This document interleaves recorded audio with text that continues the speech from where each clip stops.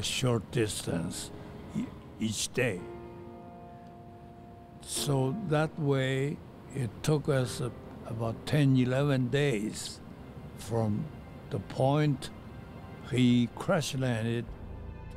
But Japanese troops controlled much of China, and they were searching for the American flyers who had bombed their country. There was a Chinese at this little house, and a male Chinese, and he came out and greeted me and said, "Hi, friend," and I'm Chinese, and he said, "I speak English a little."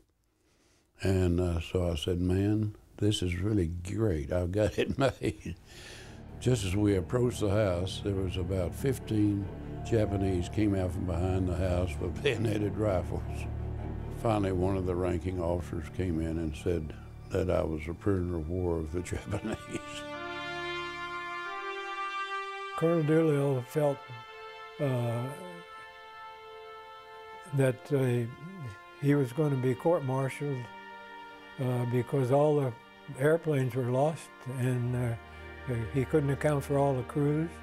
And at one point in time, he was very dejected. But the audacious part of it is that we had to do something, and they came up with this concept and idea, and by gosh, it worked. I mean, I think that to take off from an aircraft carrier to see and do this was quite a feat back there in 1942, and to bomb the Japanese homeland. In many aspects, it didn't do much, but it did a lot, because what it did was it scared the Japanese, because Yamamoto and the Japanese staff had told the emperor they'll never hit us.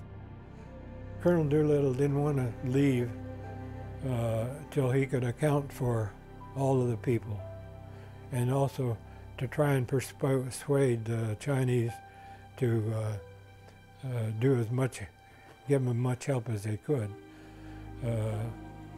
He even offered a reward money if they could get some of the crews that were captured.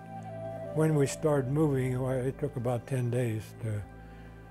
We moved by walking, just about every means of transportation. Seating chairs, donkeys, rickshaws, buses and trucks. Well, Madam Chiang Kai-shek was our sponsor, and we just kind of fit in. She took care of us and arranged everything for us, and got us all cleaned up, got us clean clothes, and then got us away out of Chongqing to eventually to New Delhi. But anyway, we came back home and went our way, went back to our families. That was in May or June.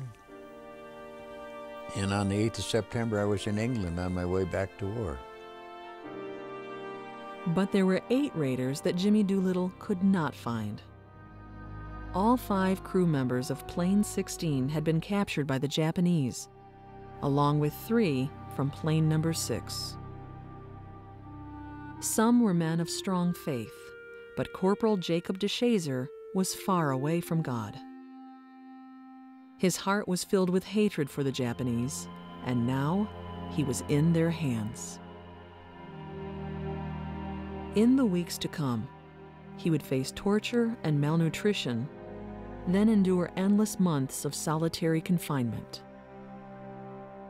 After 2 years of captivity, Jake DeShazer and his fellow prisoners were given some books to read, and one of them was a Bible, a book he had turned away from as a young man.